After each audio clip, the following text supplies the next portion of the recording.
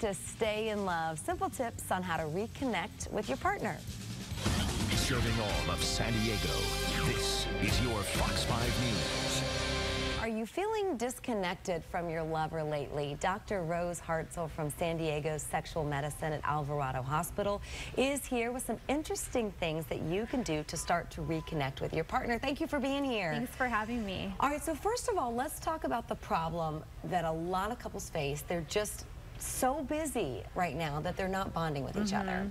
And really, like you were saying, this can be a lazy way to stay connected. You don't have to have grandiose things that you do for each other. You don't need to buy flowers or buy a car like you see on TV. There's little things that you can do to just stay connected. So first of all, let's start at the beginning. How do we know if we're disconnected with our partner? Because I think it can happen really slowly, and then all of a sudden you're like, wait, what happened? We haven't talked, you know? So how do you realize if it's an issue? I usually see couples present in my office that haven't bonded in two ways.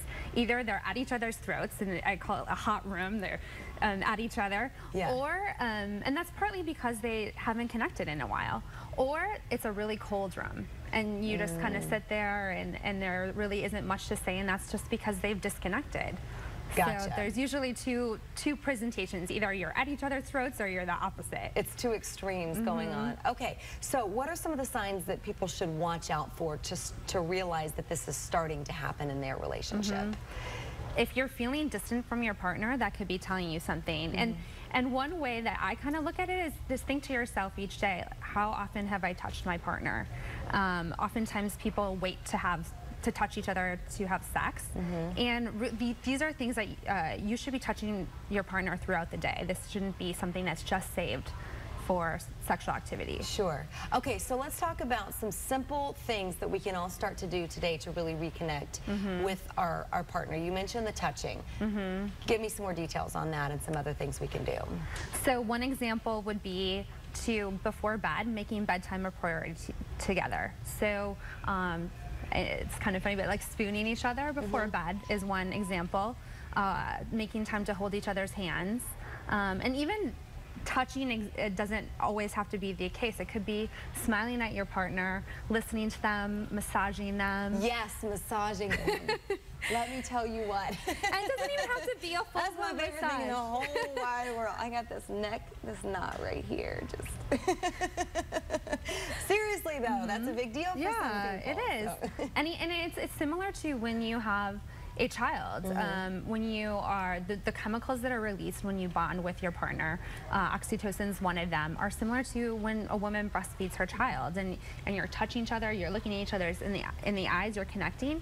It's important to do for your children, it's important to do for your relationship. Absolutely. And I think what you said at the beginning is really important too, that this doesn't have to be a huge time commitment or a really big thing. 1 minute a day. Little things you can do along the way. Go ahead, sorry. Can I tell you a little secret too? Yeah. So you do one little thing, it makes your partner feel good. So you get a massage. Let's say your husband gives you a massage tonight. Yes. What do you want to do? You want to do something nice for him. Exactly. And then it just feeds on each other. It's positive reinforcement. And from a systemic perspective, as a sex therapist, it just makes sense. I'm curious, are there people that don't really like to be touched that you encounter? There are, and actually touching is a learned behavior. Okay. So if a person was raised in a household that wasn't very affectionate, it's going to be awkward for them to be affectionate with their partner, and it's a learned behavior, but ultimately it's good for a relationship. So what do you do if you have a partner like that? How do you ease them into getting used to being touched and getting to the point where they actually really like it? Baby steps. Yeah. So come to someone like me, come to a sex therapist, that can be helpful, but like I said, holding hands, that could be a first step, and doesn't necessarily have to be in public, and then build yourself up to the more kind of complex. Yeah. Do most of the bonding behaviors that you advocate involve actual touching, or are there other ways that don't involve touching at all? Or do you mostly? There are. Yeah? like mentioning before, you making a dinner for your partner acts of service. Absolutely, good stuff. Okay, so you all have a pretty cool event that's going on at Alvarado Hospital. That's tomorrow, and what it is, it's a Sex in the City event. It's 6:15 at Alvarado Hospital, and that's where people can learn simple ways to improve their relationship and sexual health. And you're going to be there, as well as Dr. Goldstein. You do need that RSVP though. Okay, so call 1-800-ALVARADO. I think that was on the screen, but it's 1-800-ALVARADO. We'll put the information on our website too, but you do need to, because the spots will go pretty quick. Yeah, it usually sells out, and it's free, but we need to have a head count, because there is free food. Okay, perfect. Dr. Hartzell, thank you for being here. As always, we really, really appreciate it. Raul, what do you think of that? You're not a big fan of the touchy-touchy, are you? I'm not a big fan of the touchy-touchy from you people around here that I work with. Doesn't mean I'm not... What's the matter with you? Oh, what is happening? Oh, I'm not a big fan of this big guy, big lugga. Here, let's go on both here we go. Here. I'm still trying to take notes on the massage aspect of the whole... Yep, here we go. Yep. Oh. How's that feel? Don't touch the hair.